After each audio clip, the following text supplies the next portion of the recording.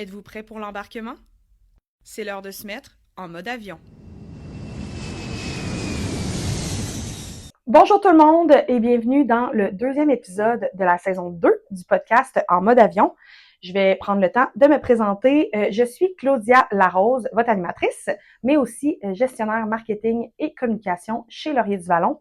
Petit rappel, si vous n'avez pas encore écouté les épisodes de la saison 1, ils sont tous disponibles sur vos plateformes préférées, donc YouTube, Spotify et Apple Podcast. Aujourd'hui, journée de grande première pour notre podcast. C'est la première fois que je reçois une invitée qui n'est pas dans l'équipe Laurier du Vallon. Je suis vraiment heureuse et fébrile d'avoir avec moi Andrea Roy-Lecourt. Allô! Allô! Très contente que tu sois là. Andrea est la présidente de l'entreprise Signé AR et elle est aussi coordinatrice d'événements. Comment vas-tu ce matin? Ça va bien, il fait froid, mais c'est ça j'allais dire. Bien. C'est un matin très froid. Je sais pas si quand cet épisode va être publié, on risque d'être en février, donc il risque de faire froid. Mais ce matin, on gèle, comme on dit dans le jargon. Pour mettre en contexte les auditeurs, parce que c'est pas tout le monde, je pense, qui connaît Signé AR, c'est quoi cette entreprise-là? C'est quoi ton entreprise? Oui, mais en fait, Signé AR, c'est une entreprise d'organisation d'événements. Plus précisément, on fait des mariages.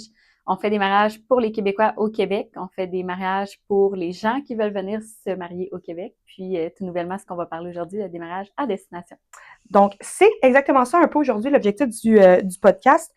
Laurier du Vallon et Signé AR se sont alliés. On crée une union pour ne pas faire de mauvais jeu de mots. Donc, aujourd'hui, on va un peu parler de comment tout ça s'est fait. On va aussi aborder les défis d'organiser des mariages à destination parce que c'est quand même, ça comporte son lot de défis. Et on va présenter aussi des tendances à venir dans l'industrie du voyage, dans l'industrie du mariage en 2026 puis dans les années à venir.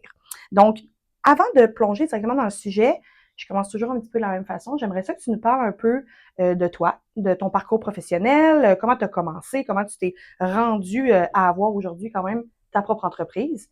Donc, je vais te laisser la parole. Ben oui, certainement. Fait qu'écoute, moi, je viens de la Beauce.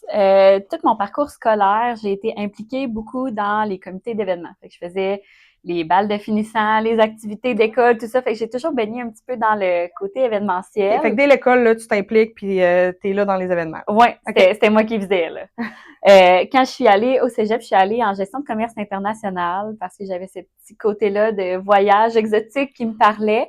Puis, on dirait qu'à l'école, j'ai trouvé que les professeurs qui nous enseignaient, j'apprenais pas nécessairement à gérer une business, à comment déployer ça à l'international. C'était pas nécessairement concret tant que ça, peut-être? Non. Ouais. Puis, tu sais, les professeurs qui nous enseignaient au cégep, c'était pas des gens qui avaient une business, c'était pas des gens qui avaient nécessairement voyagé. Fait que j'étais comme, il me manquait quelque chose. Fait que je suis partie du cégep puis je suis allée travailler pour Club Med aux Bahamas. Nous, là-bas, on faisait des incentives, fait qu'on recevait beaucoup d'Européens qui venaient faire des congrès là-bas, fait que des pharmaciens et des médecins qui venaient faire des semaines de formation. Comme des gros événements, habituellement, ça, c'est quand même des gros événements aussi, là. Ouais, avec plusieurs soirées thématiques, plusieurs formations dans la journée. Puis, j'ai appris un peu sur le tas là-bas à organiser tout ça avec les gens. Puis je suis revenue et ça a comme sonné une cloche. C'est ça t'a fait un déclic, là. C'est comme, OK, wow, j'aimerais ça, faire ça de ma vie, là. Vraiment, 100%. Fait que quand je suis revenue au Québec, parce que je pouvais pas passer ma vie au Club Med, évidemment. Malheureusement. J'ai commencé à travailler comme pigiste, fait que travailleur autonome dans des événements dans la ville de Québec. Fait qu'autant des festivals que des parties de bureau, que des 5 à 7, tout ça. Puis, je me suis mis à me faire engager plus des contrats annuels comme pigiste pour des entreprises événementielles. Pendant la pandémie, je travaillais pour une entreprise, on a monté la boîte, on a parti de 2 à 7 employés pendant la pandémie en événementiel. Pendant la pandémie, OK, parfait, c'est impressionnant. On a triplé le chiffre d'affaires, on a ouvert des bureaux, ça grandissait super vite. Puis, je suis venue à un point où est-ce que la propriétaire m'a offert des parts. Puis, on faisait beaucoup de corporatifs, c'était beaucoup de volume, tout ça. Puis, on dirait qu'il manquait le petit côté international, le petit côté luxe, le petit côté chouchouter nos clients. Fait que j'ai décidé de me lancer à mon compte. Tu plonges, là. Tu te lances dans le vide avec les expériences que tu as eues, t'es comme, j'y vais. Ouais, je voulais avoir ma signature dans les événements que je faisais. Je voulais trouver ma clientèle, être sur mon X. Fait que j'ai lancé Signé AR en 2023. OK. Fait que là, on est en 2020. C'est ça, 3 ans. OK. Ouais. Janvier, je suis partie en voyage, je me suis dit, je vais trouver la réponse à mes questions. Finalement, non. Évidemment. Puis j'ai lancé quand même l'entreprise petit à petit. Puis c'est ça, j'ai lancé Signière, puis je voulais intégrer la notion de voyage à C'est ça. ça. Tu voulais partir dans l'entreprise d'événements, intégrer la notion de voyage, puis comme tu dis, d'avoir comme une petite touche de plus, petite touche plus premium, petite touche plus personnalisée dans tes événements. Au départ, j'imagine, bon, tu commences ça toute seule. Aujourd'hui, si je me trompe pas, vous êtes 2. Ouais. Donc là, avec le temps, tu as comme intégré une ressource avec toi. Oui, exactement. En fait, on est 2 temps plein, mais l'été, quand on a des mariages, on a une banque de pigistes qu'on forme en début d'été, puis avec qui on travaille vraiment sur le terrain pour les mariages. Fait que, tu sais, à 2, on a chacune notre clientèle, on fait vraiment chacune nos clients qu'on tient de A à Z avec qui on suit pour les mariages, mais jour J, quand on a besoin d'assistantes, de décoratrices, tout ça. Ça prend du monde. Oui, on a des gens qui viennent avec nous. OK, ben très belle histoire. Encore une jeune histoire d'entreprise, mais je pense que parti pour la gloire. Je te le souhaite, en tout cas. Puis, j'aimerais ça qu'on présente un peu comment est-ce que, bon, là, tu as ton entreprise Signière, tout ça, nous, Voyage Laurier du Vallon, bon, qui existe depuis plus de 60 ans. Qu'est-ce qui mène à, on décide de s'allier? Tu sais, parce que là, si les gens ne le savent pas, on a maintenant nous, chez Laurier du Vallon, ben, on a appelé ça mariage d'exception, mais c'est comme une sous-division. On a fait un partenariat avec vous pour organiser des mariages à destination. Comment ça commence, cette idée-là? Ça sort d'où? Bien, en fait, je pense qu'il y a un mix de positionnement que j'ai fait au début de l'entreprise. Nous, on a eu la chance, puis en fait, on a eu les contacts et le travail qui a mené à ce que dès le départ des Signières, on s'est positionné pour être référé comme planeur officiel avec les Relais Châteaux, avec les hôtels Fairmont du Québec, avec les hôtels Germain, puis avec quelques petits repères gourmands dans le Québec. Fait que, tu sais, on avait déjà cette petite signature-là qui est aussi chez Laurier du Vallon, je pense, dans comment vous travaillez. Absolument. Un peu plus haut de gamme, un peu plus léché comme image, tout ça, là. Exact. Fait que j'ai commencé, moi, à m'impliquer beaucoup dans la chambre de commerce, puis c'est là que j'ai rencontré Caroline Boily, qui est directrice du département d'événements. Oui, exact, directrice congrès événements depuis 20 ans. Je veux pas, mais oui, 20 ans qu'on a fêté son anniversaire. Quand même, hein? Oui. Fait que gros coup de cœur d'humain, je pense, gros fit de personnalité. J'ai parlé de mon ambition, puis je pense que ça a été juste un bon moment, les astres étaient alignés. C'était quelque chose que vous vouliez développer chez Laurier du Vallon. On a vu que nos manières de travailler étaient similaires, qu'on était un peu dans le même créneau de clientèle. Absolument, oui. Fait qu'il y a quelque chose qui est né. On a semé une graine dans un événement d'affaires, puis finalement, on s'est dit, OK, on va s'asseoir, puis on va travailler là-dessus. Puis moi, avant qu'on se parle aujourd'hui, j'ai lancé une perche à Caroline, justement, parce que notre bureau est à côté. J'ai dit, Caro, tu sais, je vais enregistrer avec Andrea, tout ça, on va parler un peu de comment est-ce qu'on s'est alliés Signière, Laurier du Vallon, mais tu sais, j'ai dit, qu'est-ce qui, toi, fait en sorte que tu dis, ben go, j'ai goût que Laurier du Vallon embarque, puis que mon département, congrès événement, décide de faire des mariages, parce que c'est quand même très différent de ce qu'on faisait nous. Puis, elle m'a dit, là, je vais parler pour elle, mais elle m'a dit qu'il y avait vraiment un désir, je pense, d'innover, d'essayer quelque chose de nouveau. Ben là, comme tu as dit, il y a eu un fil de personnalité, c'est sûr, entre vous deux aussi. Elle disait, tu sais, nous, on possède une expertise en voyage, vous possédez une expertise en organisation d'événements, mariage, tout ça.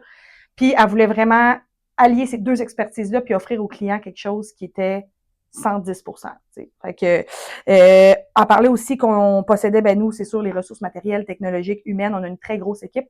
Au congrès événement, sont plus de 20. Donc, on avait les ressources pour le faire, pour créer des choses wow. Puis, ben, il manquait la partie, justement, mariage.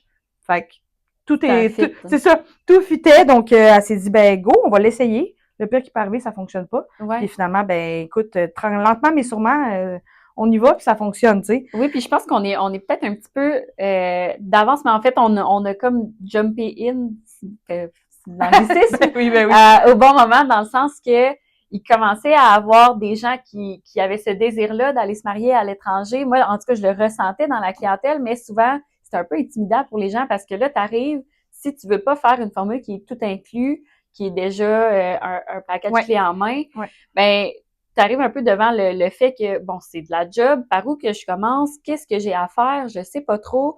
Fait qu'il y avait beaucoup de gens qui se décourageaient, puis je me disais, il y a une place à avoir ce service-là au Québec. Vraiment, je pense que vous avez bien saisi justement l'opportunité, vous avez vu qu'il y avait un marché pour ça, vous avez les expertises, puis vous avez décidé de vous lancer. une fois que vous avez décidé de vous lancer, vous faites, OK, on le fait, Laurier du Vallon, signé AR. C'est quoi un peu les étapes rapidement? Tu sais, on commence par où pour établir ce partenariat-là? Bien, c'est certain qu'au début, on voulait, d'une part, démystifier un peu les coûts.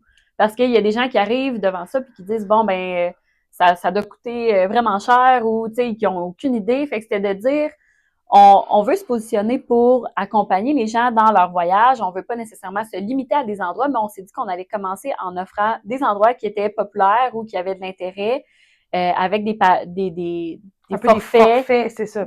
Clés en main pour ces différentes destinations-là pour un peu percer le marché puis que les gens voient, bon, ben un mariage au Portugal, un mariage en Italie, qu'est-ce que ça peut valoir, qu'est-ce que ça peut inclure comme accompagnement à Laurier du Vallon et Signière. Je pense que c'est un bon point parce que moi, exemple, puis je pense que je parle pour plusieurs personnes, j'ai l'impression que dès qu'on dit mariage à destination, ça coûte les yeux de la tête, là. C'est comme, c'est un peu inaccessible, Ouais. c'est super cher. Puis, je pense que c'est ça, comme tu dis, que vous avez un peu travaillé de choisir des destinations que les gens, bon, des belles destinations. Au départ, vous aviez, bon, Italie, Portugal, le Mexique, l'Irlande. Ouais. Mais de faire, OK, ben, combien ça coûte, puis de vraiment mettre un prix. Oui, exactement. Puis, tu sais, on voulait pas, tu sais, on va toujours être capable de faire du sur-mesure, d'accompagner les clients selon leur budget. On voulait pas non plus arriver puis dire, voici un tarif forfaitaire super avantageux nécessairement pour tout le monde. On veut garder la petite touche premium, mais juste pour que les gens disent, ah, mais finalement, si je compare ça avec un mariage au Québec, c'est pas mal le même prix. C'est ça, exactement. C'est pas si différent. Non, non, c'est vraiment ça. Fait qu'on voulait offrir, on a fait une brochure, en fait, pour se positionner au début puis dire, ben voici différents forfaits, voici différents pays où est-ce qu'on peut vous accompagner. Puis, on a lancé ça comme ça. OK. Donc, on détermine un peu des destinations qui pourraient attirer justement les clients. On met un prix là-dessus. La brochure, bon, j'ai énormément participé à la confection de cette brochure-là. Fait que là, les gens ont les informations en main. Après ça, j'imagine aussi, tu sais, c'est de déterminer qui fait quoi. Parce que oui, c'est sûr, bon, nous, on fait plus la partie voyage, vous faites la partie mariage, mais ça mène un peu à ma prochaine question. C'est quoi les rôles? Si quelqu'un décide de nous contacter, bon, mariage à destination, mariage d'exception par Laurier du Vallon, je veux faire mon mariage à destination. Qu'est-ce que chaque partie fait dans le projet? Ben, de notre côté, en fait, ça reste un peu le même accompagnement qu'on offre aux clients qui veulent se marier au Québec. Dans le sens que Signière va faire toute la recherche pour les fournisseurs, le photographe, le maquilleur, le célébrant, l'audiovisuel, la décor, les fleurs. Etc. Tout ça. C'est ça, exactement. Fait que la recherche des fournisseurs, on va accompagner les mariés dans vraiment les rencontres tout le long du processus. Fait que c'est nous qui prenons le lead un petit peu à dire, ben voici qu'est-ce qui s'en vient, voici qu'est-ce qu'on a à faire, tout ça. On va être le jour J aussi pour faire la coordination. Fait qu'un peu même principe qu'on ferait au Québec, de donner le go pour le DJ qui met la musique quand c'est le temps de marcher dans l'allée, faire le petit dernier montage de Mais ça, je trouve ça décoration. vraiment wow que vous participiez, oui, à l'organisation, mais vous êtes là le jour J pour voir, tu sais, un peu le fruit de ce que vous avez fait. Ça doit être vraiment gratifiant de tous les efforts, toutes les rencontres qu'on a faites avec les mariés. Ça, vous le voyez devant vos yeux ce que ça donne, tu sais. Certain. On a vraiment une chance, mais c'est aussi une sécurité pour les couples dans le sens que tu t'en vas dans un pays que tu connais peut-être pas avec des fournisseurs que tu ne connais pas. Fait que ça prend quelqu'un qui est là aussi pour gérer Vraiment. les petits imprévus puis ou s'assurer qu'il n'y en ait pas. On se croise les doigts. Fait que c'est ça, on fait tout ça. Puis pour qu'il y ait de la recherche du lieu, ben c'est quelque chose qui se fait conjointement avec le Laurier du Vallon. Fait que c'est des rencontres qu'on va faire au début avec les couples pour voir, bon, si on veut se marier dans un hôtel, la partie hôtelière, hébergement va être prise en charge par le Laurier du Vallon. Mais des fois, si on a, par exemple, le groupe qui reste à un hôtel, mais qui va se marier dans une autre salle ailleurs, ça va être peut-être plus une partie signière, conjointement avec le Laurier du Vallon, parce que vous avez l'expertise de connaître les lieux, avoir les contacts et tout ça. Fait que ça, je dirais que c'est vraiment la partie qui est conjointe. Puis après ça, ben, le Laurier du Vallon, de votre côté, il va avoir la partie légale, fait que le certificat de mariage à l'étranger et tout Oui, parce ça. qu'il faut y penser, hein, se marier à destination, c'est pas pareil que se marier ici, là. Je veux dire, on est des... Non. C'est pas quelque chose qu'on pense nécessairement d'emblée, mais il y a des procédures légales à prendre en considération. 100%. Puis, c'est sûr qu'il y a toujours la possibilité d'aller faire un mariage symbolique à destination puis de se marier légalement au Québec. Mais pour ceux qui veulent le faire légalement dans un autre pays, des fois, on va avoir besoin d'y aller avant le mariage. Des fois, on va avoir des tests de santé à faire et tout ça. Fait que ça, c'est la partie qui est prise en charge par le Laurier du Vallon pour qu'on s'assure que le mariage soit vraiment légal quand il va se faire à destination. De votre côté aussi, ça doit, si je vous énumère. Ben, vas-y, parce que moi, c'est sûr que, tu sais, je connais un peu qu'est-ce qu'on fait, mais je suis pas Caroline, je suis pas son équipe. Fait que je pense que t'es un petit peu plus dans le bain que moi. Fait que vas-y c'est quoi notre rôle à nous? Moi, je trouve que le plus bel avantage pour les couples, c'est la plateforme que vous offrez. Oui. C'est une plateforme qui va être utilisée comme un site web de mariage, fait un peu un faire-part qu'on va envoyer aux invités pour qu'ils puissent confirmer leur présence, mais c'est aussi une plateforme qui va permettre aux gens de faire leur paiement en ligne si on fait payer les invités. Ça va permettre de réserver leur vol s'ils veulent être dans le même vol que tout le monde ou s'ils veulent un vol différent. Réserver l'hébergement, fait que autant si on veut être à la même place que tout le monde ou lever la main pour dire ben j'aimerais avoir de l'accompagnement pour prolonger ou arriver plus tôt dans mon voyage. Ben c'est ça, parce que ça, c'est quelque chose qui est possible aussi. Les gens, des fois, bon, exemple, nos amis se marient en Italie, super, on se déplace, c'est le fun, mais c'est quand même à la porte, comme on dit. Fait que tant qu'à ça, ben pourquoi pas rester si c'est possible, si les vacances adonnent ça, ben nous, on peut prendre en charge cette partie-là, c'est-à-dire, ben une fois que le mariage est terminé, ben vous pouvez prolonger, puis on va s'occuper de, bon, ben votre vol reviendra pas en même temps que tout le monde, on va vous le réserver pour vous. Après ça, ben pour la suite du voyage, ben on peut rester dans un autre hôtel, tout ça. Fait que cette partie-là, c'est sûr qu'on la prend en charge. C'est tellement un beau plus à offrir aux invités de dire, ben vous avez accès à un agent de voyage qui est là pour vous, pour faire votre propre voyage au travers de ce gros événement-là. Puis, il n'y a pas de frais de plus pour les invités d'avoir cet accès-là à un agent de voyage pour réserver leur voyage au travers du mariage. Fait qu'il y a ça qui est vraiment la plateforme. En tout cas, c'est super pour que les gens puissent réserver RSVP, dire leur allergie. Puis, j'en ai vu une cette semaine. C'est drôle parce que Caro est venue me voir puis elle était super contente. Puis, c'est vraiment beau, là. Honnêtement, le site il est personnalisé au mariage à l'image du mariage, il y avait des photos du couple, les couleurs choisies. C'est vraiment, comme tu dis, c'est un petit plus là d'avoir ça, que les gens puissent avoir accès à cette plateforme-là, autant les mariés que les invités. Ça fait comme un effet, juste l'effet wow de plus. Puis autre partie qui est quand même super importante, puis que les gens pensent pas nécessairement, puis qui est vraiment rassurante aussi pour les mariages à destination, c'est le côté d'assurance.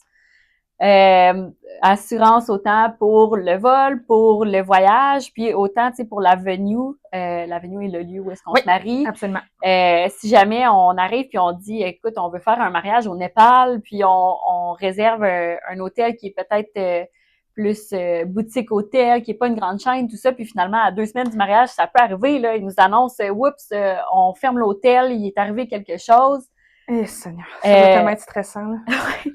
Ça prend l'accompagnement puis l'expérience de Laurier du Vallon pour dire, OK, ben oui, c'est parfait, on a un autre hôtel partenaire à côté, on est capable de vous envoyer tout ça, on est capable de vous envoyer là-bas, vous êtes capable de faire le contact puis de faire en sorte que ça se passe rapidement puis sans trop de stress. Se revirer de bord rapidement, puis c'est ce que Caro me disait aussi quand j'ai demandé pourquoi Laurier du Vallon avait embarqué dans le projet. Elle disait, tu sais, nous, veux pas, avec... Ça fait 30 ans en 2025 que la division congrès événements existe. 30 ans, ça fait qu'on a une bonne banque de fournisseurs puis de partenaires à l'étranger. Ouais. Fait que ça fait la différence aussi parce qu'on a des contacts facilement dans plusieurs pays pour faire comme, OK, ça fonctionne pas là, voici les options B, C, D. Ouais. Puis vous avez l'expérience aussi de dire, ben écoute, on est allé en Espagne, on a fait un corporatif dans cet hôtel-là, ça a bien été, on vous les conseille, ou autre chose, ah oui, ce fournisseur-là, on l'a eu pour faire de la musique, ça a pas bien été. 100%, ouais. Fait que c'est vraiment l'alliance parfaite puis la sécurité que les gens veulent avoir pour un mariage à destination. Là. Mais je pense que c'est assez clair sur qui fait quoi. En tout cas, moi, je comprends très bien. Bon, on parlait justement, c'est sûr qu'un mariage, c'est un événement extraordinaire, la plus belle journée habituellement de la vie des mariés, en tout cas, une des plus belles journées. Mais c'est sûr que pour les gens qui l'organisent, il y a des défis. Ouais. C'est pas, tu sais, on essaie de vous essayer de rendre ça le plus simple possible, puis que ce soit, que ça coule et tout ça. Mais c'est quoi les défis d'organiser des mariages à destination? Je pense que pour nous, en Amérique, le plus gros défi, puis ce que les gens, autant les couples que nous, les planeurs, on ressent le plus, c'est le fait qu'on fonctionne pas de la même façon. Puis ça va paraître dans la manière de négocier avec les fournisseurs, par exemple. T'sais, nous, ici, en Amérique, t'envoies un courriel, 48 heures après, tu t'attends à avoir une réponse. 100%. Puis sinon, tu fais un suivi, là. Ouais. En Europe ou en Afrique, t'envoies un courriel. Si c'est dans le début de l'été, ça peut prendre 1 mois avant d'avoir une réponse. Ça peut prendre 3 semaines. S'ils ont d'autres événements, puis c'est correct, dans le sens, ils vont nous le dire souvent, c'est comme, ben j'ai un autre événement, je mets ma priorité là-dessus. Le tien, c'est l'année prochaine. pas de stress. Je Mais comprends. nous, on stresse. C'est vraiment comme c'est culturel, nous on pense pas à ça, mais c'est pas du tout le même rythme, là. Pas du tout, pas du tout. Puis, des fois, ça, c'est une raison pourquoi les couples veulent avoir de l'accompagnement, souvent parce que là, tu te dis, bon, est-ce que c'est normal que j'ai pas de réponse? Comment ça va pas vite comme ça? Fait que nous, on est là un peu pour tempérer aussi, de dire, ben oui, ça se peut que ça prenne 3 semaines. L'été, l'Italie arrête au mois d'août. Attends-toi pas à avoir une réponse tout de suite. Fait qu'il y a ce côté-là. Il y a le niveau des communications aussi, dans le sens que nous, on est habitué de fonctionner par courriel. On garde nos suivis de courriel dans notre boîte. On se parle à un endroit. Il y a des places que c'est WhatsApp, fait que c'est des textos. OK. Donc, oui, c'est sûr que c'est différent. Ouais, ou tu sais, des messages vocaux. Moi, je suis pas dans la génération des messages vocaux. Puis là, tu sais, t'essaies de chercher une information. Tu dis, je sais qu'on a parlé de ça, mais c'est un message vocal. C'est un message vocal, donc on peut pas aller retourner dans un historique puis revoir. Non, OK, ça devient compliqué, ouais. Fait qu'il y a cette partie-là aussi de dire, ben des fois, ça fonctionne pas par courriel, mais c'est des petits textos qui vont aller plus vite. Fait que tu sais, il y a ça qui est une réalité. Après ça, ben il y a la partie décalage horaire aussi. Très bon point. Tu sais, nous, on leur envoie des courriels dans le milieu de la nuit. Des fois, c'est le courriel qui va se faire tasser de côté plus rapidement parce que... C'est ça, parce que nous, si on l'envoie, exemple, en fin de journée, ben, eux autres, ils sont rendus déjà le soir. C'est en Europe, par exemple, tu sais. Ouais. Fait que, effectivement, c'est quelque chose qu'il faut penser, là. Fait que, il y a ça. Ensuite, il y a aussi la gestion des attentes. Dans le sens que je pense que niveau mariage, aux États-Unis, au Canada, on est rendu dans l'extra, on est rendu dans l'extravagance, on a fait des avancées, on est dans certaines modes.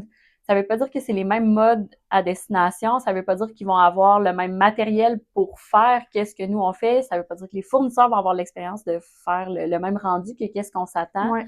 Fait que tu sais, il y a ça, puis il y a aussi des fois terrain. Entre autres, je vais prendre un exemple de ceux qui vont se marier au Mexique. Nous, dans un jour J, si je dis, hey, ça me prend, je sais pas, ça me prend une fourchette, il manque une fourchette à une place à la table, on va partir à la course pour dire, oui, je vais aller te chercher ta fourchette. Au Mexique, ça se peut que tu te fasses dire, oui, parfait, je l'ai vu. Puis ça se peut que ça prenne 2 heures avant que la fourchette arrive.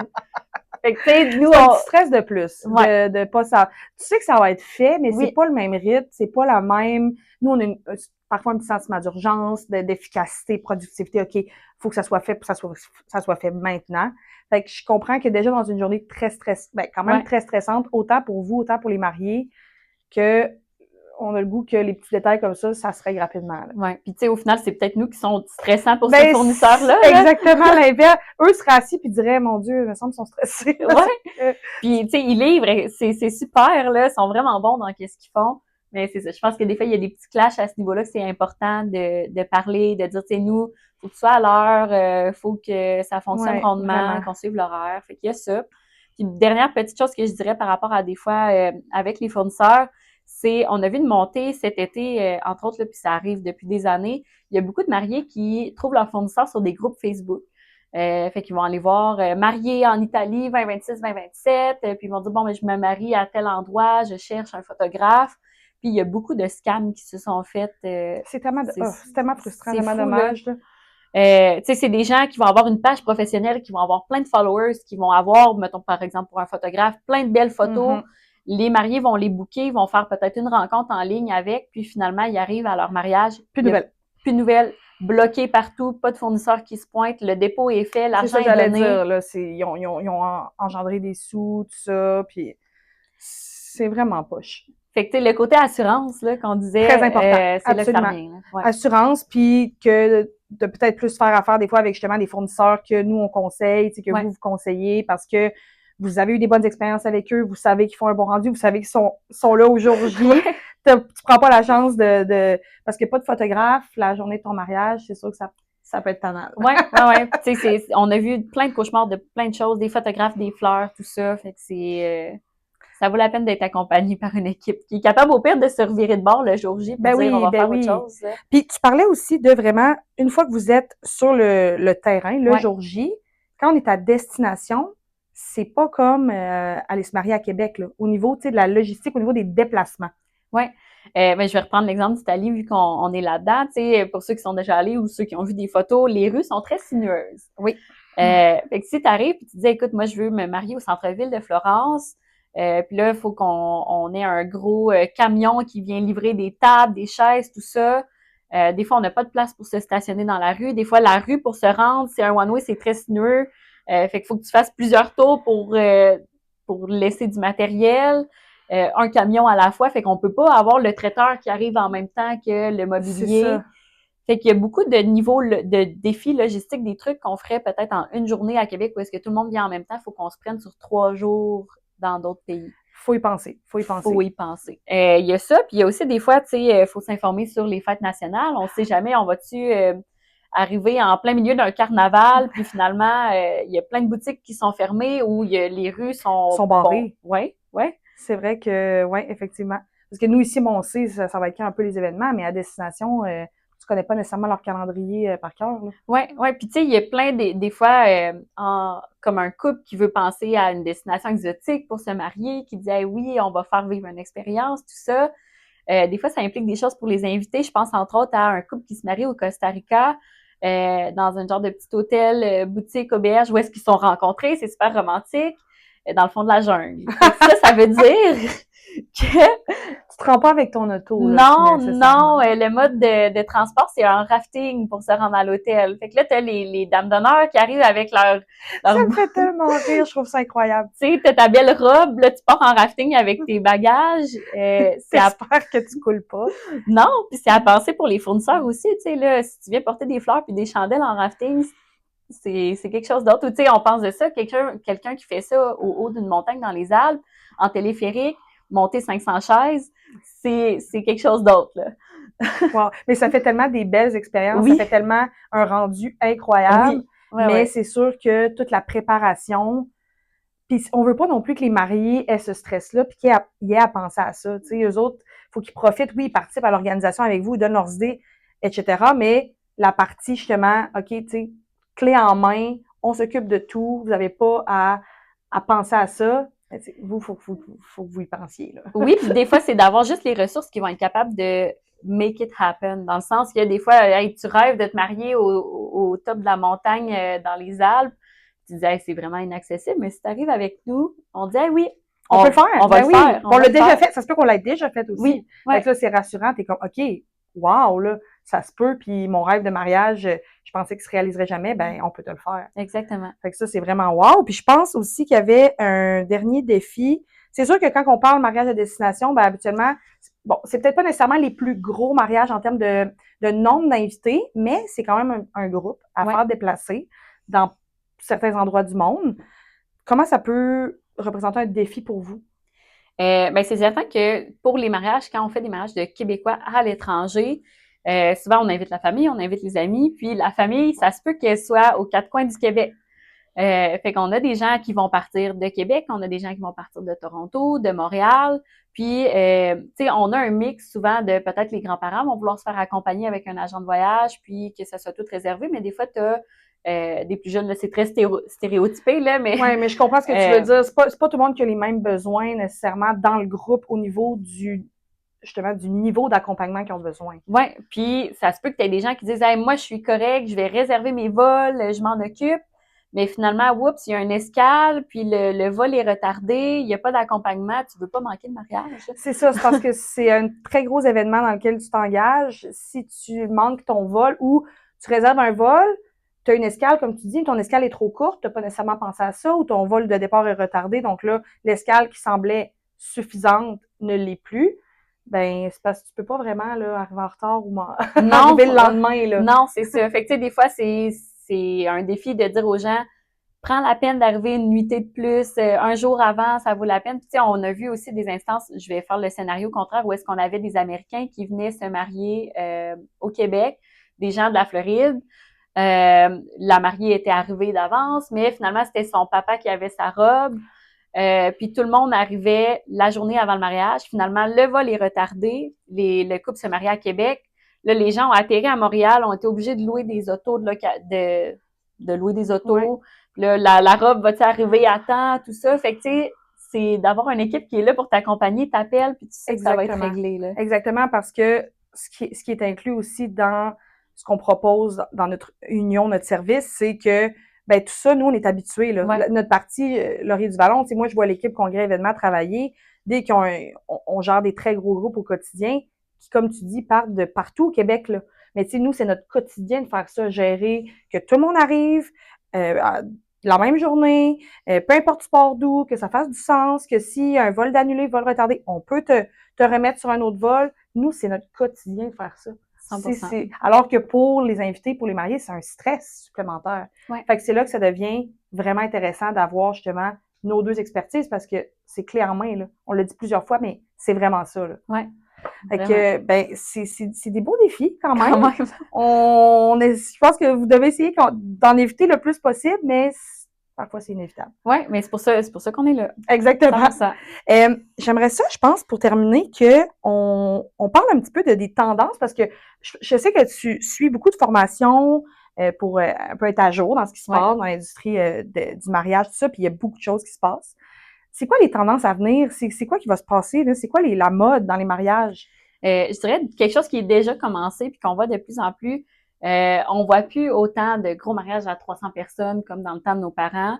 Il y a beaucoup plus de petits groupes. Fait que, je vais dire du 100 personnes et moins, mais surtout du 40, 50 personnes. OK, quand même. Puis on dirait qu'on veut faire vivre une expérience. Fait qu'on va voir de plus en plus des mariages sur quelques journées, dans le sens qu'on accueille les gens le vendredi soir, on va faire un petit welcome party, un petit barbecue.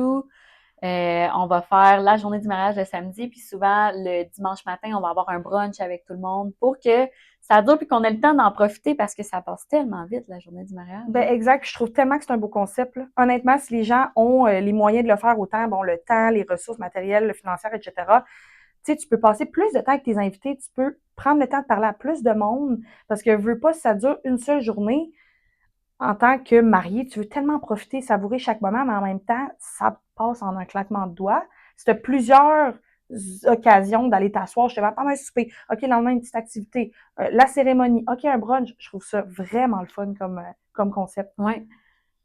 Autre chose, c'est que, tu sais, la Gen Z ou les millennials, on voit vraiment que les gens veulent avoir plus un mariage à leur image. OK. Fait qu'on voit un petit peu des couples qui vont laisser la tradition aller, puis qui vont faire des thématiques plus par rapport à leur couple, par rapport à leur dynamique. Fait que ça aussi, ça va augmenter, je pense, les mariages à destination où est-ce que les gens vont dire, ben nous, on aime ça voyager. Si ça nous tente de se marier au Japon, on va le faire au Japon, puis ça sera notre petite garde rapprochée qui va être là. Ceux qui veulent venir vont être là.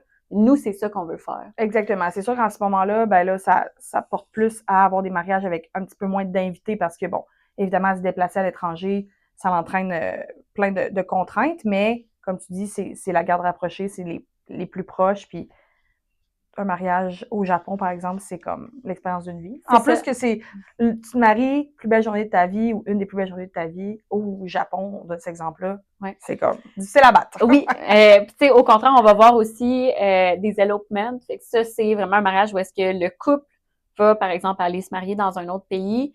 Il y en a qui vont faire ça juste eux deux, faire vraiment leur expérience, puis qui vont revenir au Québec puis faire une célébration, un party plus avec les gens, mais juste vraiment un souper, une soirée, on va au restaurant. Fait que c'est plus le gros mariage, la journée traditionnelle. Autre petite chose dans cette ordre d'idée-là, c'est aussi peut-être des venues non traditionnels. OK. Fait que si, par exemple, on a un couple qui aime jouer au bowling, ils vont aller se marier dans un centre de bowling, dans une bibliothèque, on va voir beaucoup, mettons concrètement, on voit beaucoup plus de restaurants. Fait que les gens vont dire ça a été notre première date, là, on va se marier dans ce restaurant-là, on le privatise. Fait que c'est plus juste une salle de bal d'hôtel. Ah ben c'est ça. Un peu, on laisse un peu aller les classiques traditions de me marie, voici les étapes A, B, C, D. Ouais. Ça peut aller dans tous les sens, finalement, là. Vraiment. Ça peut vraiment être à l'image de la personne, des deux personnes. Puis, il y en a qui vont faire un mariage brunch, il y en a que ça va être un cocktail. Il y a plus de ligne directrice qui doit être suivie absolument. OK, c'est super intéressant. Niveau des destinations, les gens, on parle de mariage de destination, mais c'est où qu'ils vont? C'est quoi un peu les tendances? Je dirais que de mon côté, dans ce que je ressens, l'Italie est en train de s'essouffler un petit peu. Il va toujours avoir la clientèle pour les comos et tout ça, mais c'est rendu quand même dispendieux. Fait qu'on sent un petit peu plus les couples aventureux. Le Portugal, tu sais, c'est une destination qui est probablement plus prisée pour les vacances de votre côté aussi. Absolument. Portugal, Espagne, on voit vraiment que les gens ont de l'ouverture à aller là. Dans la montée aussi, où est-ce que je disais que les gens veulent faire quelque chose à leur image, ils veulent que ça soit encore plus une journée spéciale, on voit beaucoup de bucket list experience. Fait que les gens qui vont dire OK, on va aller se marier, mais on va faire un safari. Fait qu'en plus de se marier, ils cochent quelque chose sur leur liste de ça, c'est le faire ça dans ma vie, là. Ouais. Puis tu sais, pour la première fois, entre autres, cette année même à Montréal, on a senti cette vague-là. Il y avait un salon des mariés début novembre. Puis on avait des représentants de safari, de lodge en Afrique pour dire, mais venez vous marier ici. OK, fait qu'eux autres même le ressentent qu'il y a une demande pour ça. Ouais. Fait que c'est spécial. Il y en a qui vont dire, ben écoute, on va aller faire ça. Tu sais, oui, ça peut être des Maldives, mais ça va être aussi dire, on va faire ça dans le désert ou tu sais des choses qui vont être vraiment plus spéciales encore pour aller faire les mariages, autant que des elopements, on va en avoir qui vont dire, ben nous, on aime ça faire des hikes, on va aller faire ça en ski, on va aller faire ça en vélo de randonnée. Fait qu'on a beaucoup de choses comme ça, mais je pense dans les destinations, on a ces places-là. On a le Mexique qui se fait découvrir différemment aussi, je dirais. Les gens, tu sais, on sait que ça existe des mariages tout inclus. Il y a des gens qui font bien ça. Puis il y a plusieurs hôtels qui l'offrent, là, tu sais, Mexique ou peu importe les destinations dans le sud. Il y a beaucoup d'hôtels qui ont un peu des forfaits déjà prêts, avec un décor tu sais, assez standard, tout ça. C'est magnifique. Ouais. Mais ça, je pense, c'est ça. Les gens connaissent ça depuis plusieurs années. Ouais. C'est assez connu, assez... j'ai pas de mots. Mais je pense que c'est ça, les gens le redécouvrent dans le sens que c'est proche de nous, c'est pas si cher comme vol à demander à vos invités, puis les gens vont prendre des villas. Il y a plein de belles villas, beaux condos qu'on peut louer, où est-ce qu'on peut dormir 20 personnes, 30 personnes, puis les gens vont faire ça avec leur famille. Ça revient un petit peu rejoindre le fait de dire on a quelque chose le vendredi, le dimanche. On a un chef qui vient, puis on fait ça vraiment tout le monde ensemble dans la villa. Fait que je pense que les places dans les Caraïbes gagnent aussi en popularité parce que tu peux partir une fin de semaine. C'est ça, comme tu dis, c'est pas loin nécessairement de déplacement. C'est vraiment une bonne idée. Puis les villas là-bas, ben versus si tu louais quelque chose ici. Ça revient au même prix. Ben, puis des fois moins cher, c'est ça, exactement. honnêtement. Fait que ça vaut vraiment la peine. Ouais. Sinon, je pense j'avais Bali, Thaïlande, l'Asie. Ouais. Oui, je dirais que ça, quand c'est des couples qui font ça en garde rapprochée, là, tu sais, avant, souvent les mariages là-bas, c'était les mariages d'Asie du Sud-Est qui restaient en Asie du Sud-Est. Mais là, encore là, le même principe de villa et tout ça, c'est sûr que, tu sais, c'est un plus gros coût pour nous, les billets d'avion, mais une fois que tu es rendu là-bas, tu peux avoir une belle expérience luxueuse pour presque pas de coût. C'est ça, parce que le coût de la vie là-bas, tu sais, versus ici, c'est vraiment moindre. Là. Ouais. Fait que on en voit quelques-uns. Nous, j'avais un événement de l'industrie la semaine dernière, puis j'ai parlé avec quelques photographes qui m'ont dit oui, cette année, on est allé à Bali, on est allé en Thaïlande. Ça, c'est le fun quand on parlait tantôt de prolonger un peu après. C'est sûr que Bali, Thaïlande, c'est quand même des longs vols. Ouais. Tu te déplaces, il y a un gros décalage horaire aussi. Mais après ça, si t'es capable d'avoir des vacances, si t'es capable de prolonger d'une semaine ou 2 semaines, peu importe, c'est wow, là. 100%. Tu sais, moi, j'ai fait Bali il y a quelques années. J'ai plein d'amis qui ont fait la Thaïlande. J'aimerais vraiment ça y aller. Ça a l'air tellement magnifique. Puis c'est pas des vacances nécessairement qui te coûtent cher, donc ça vaut vraiment la peine. Ça crée l'occasion pour les invités d'aller visiter. Tu m'avais parlé, je pense, suite à un événement que tu avais eu une formation de des statistiques. Honnêtement, je trouvais ça tellement intéressant. Peux-tu nous les dire? Oui, ben en fait, justement, c'est le même événement que je parlais avec des photographes mariage la semaine dernière. On nous a sorti des statistiques sur les mariages dans les Caraïbes. On disait que pour les Américains, souvent, le mariage, les gens vont se déplacer 3-4 jours. Fait que les Américains, si on se marie au Mexique, on vient pour la fin de semaine, puis on repart. C'est le long week-end, c'est suffisant. Exactement. Pour les Canadiens, plus précisément les Québécois, je pense que c'est ancré dans notre tête avec les voyages dans le sud, mais c'est une semaine, 7 jours. Exactement. Du samedi au samedi, classique, ça c'est... C'est ça. Fait que c'est vraiment, même si on va au Mexique, les gens vont pas y aller 3-4 jours, c'est 7 jours. C'est vraiment la statistique pour les mariages dans les Caraïbes. Puis, pour qu'est-ce qui est de l'Europe, eux, ils parlaient entre autres plus de United Kingdom. Je sais pas c'est le Royaume-Uni. Le Royaume-Uni. C'est 8 jours. OK. Pourquoi? Donc, eux, quand ils viennent dans les Caraïbes, c'est 8 jours. OK, Ouais, pour une un journée de mariage. plus que les Canadiens. Oui, exactement. Fait que C'est peut-être la distance, c'est plus... Je sais pas. Je sais Mais pas. c'est vraiment intéressant. Ouais, Quand tu m'avais parlé de ça, j'étais comme... C'est sûr que les Américains, bon, c'est encore plus proche que nous. C'est plus facile de faire un long week-end. Tu prends quelques congés seulement. Nous, ben, comme tu dis, c'est on dans aime les... nos tout inclus, hein, les Tout inclus une Québécois. semaine, c'est dans notre imaginaire depuis toujours. On s'y connaît, on change pas une formule gagnante. Ouais, ah ouais. Puis, je pense qu'il y avait une dernière tendance qu'on voulait parler, puis qui est Oui. pour le post-mariage, donc pour Ouais. la lune de miel, le mooncation. Oui. Qu'est-ce que c'est? C'est, en fait, c'est pour honeymoon, qui est lune de miel en anglais, puis vacation pour vacation. Absolument. Fait que c'est les couples qui vont choisir une destination pour leur mariage en fonction de dire, ben, je vais être capable de prolonger puis de faire ma lune de miel là-bas. Fait qu'on a plusieurs couples, nous, qui vont dire, par exemple, je me marie en Italie, puis notre lune de miel, ben, on va louer un auto, on va faire le sud de la France, on va aller en Espagne, puis après ça, on va repartir de l'Espagne pour revenir. Fait qu'il y en a beaucoup qui prévoient leur mariage en disant, ben, on va rester sur place quelques jours, on va faire notre lune de miel en même temps. Mais c'est tellement une bonne idée parce que tant qu'à déjà être là, puis bon, sinon tu reviens, là, tu replanifies un autre voyage pour aller faire ta lune de miel, ben on fait un 2 en 1, là, Ouais. finalement. Là, on réduit les coûts au niveau des vols. C'est vraiment une bonne idée. Là. Oui, puis tant qu'à faire ton mariage dans un endroit de rêve, où est-ce que tu voudrais faire ta lune de miel, ben, tout est dans la même place. Hein. Ben, je pense que c'est des super belles tendances. Ouais. C'est très inspirant, honnêtement, de voir ça. Puis on n'en avait pas parlé, mais je sais pas si qu'est-ce que tu en penses de ça, mais j'imagine que les gens aussi voient beaucoup de choses sur les réseaux sociaux.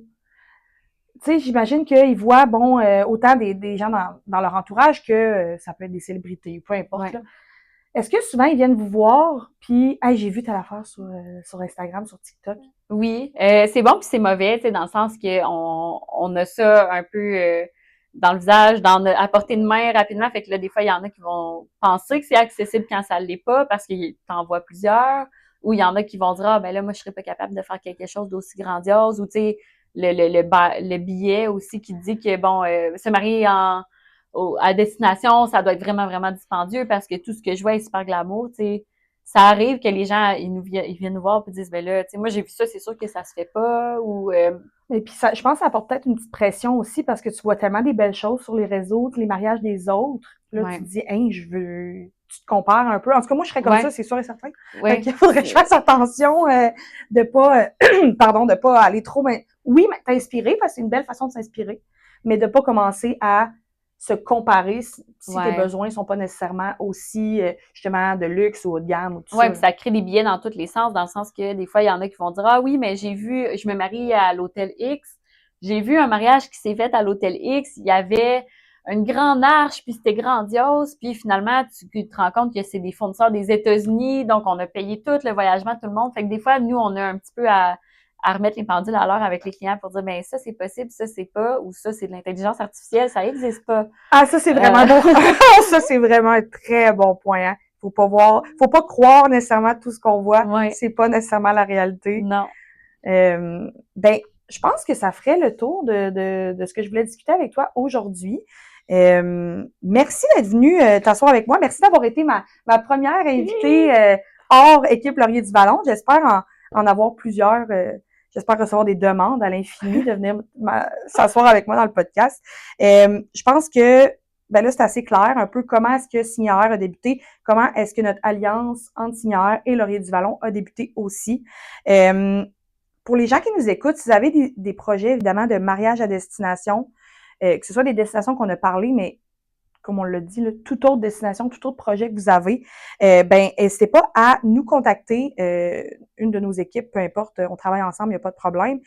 On va mettre les informations de contact dans la description de l'épisode.